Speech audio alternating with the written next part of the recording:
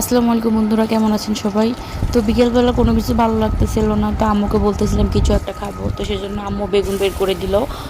বলতেছে বেগুন আছে, বেগুনি ভেজে খাও, না হলে ডাল আছে, ডালের বড়া করে খাও। তো সেজন্য এগুলো বের করে ছোট ছোট করে কেটে ভাজি করতে শুরু করলাম। সাথে ডালের বড়া কয়েকটাও ভাজি করে নিচ্ছি। মানে এগুলো একটু খেতে ভালো লাগে, মুখরোচক খাবার এগুলো। আর বেগুনটা ভাজি করলে কিন্তু অনেক মজা লাগে।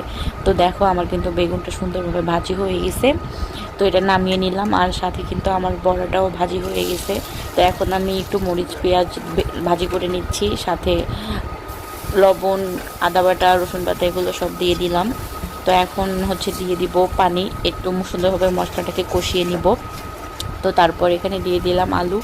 একটু আলুটাকে সিদ্ধ করে নিতে হবে। তো তার সাথে আমি ছোলাও দিয়ে দিয়েছি, ভিডিও করতে ভুলে গেছি, যাই হোক। তো দেখো সুন্দরভাবে এগুলো কষিয়ে গেছে, এগুলোতে পানি দিয়ে দিলাম, দিয়ে এগুলোকে আরেকটু জাল করে নিব সুন্দর করে। তো তারপর দেখো এটা সুন্দরভাবে হয়ে আসছে।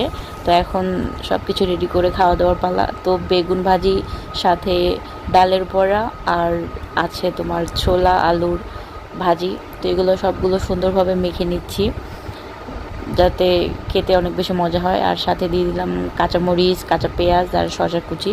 তো দেখো সুন্দরভাবে মাখিয়ে নিচ্ছি। তো রেডি হয়ে গেছে আমার বিকেলের খাবার।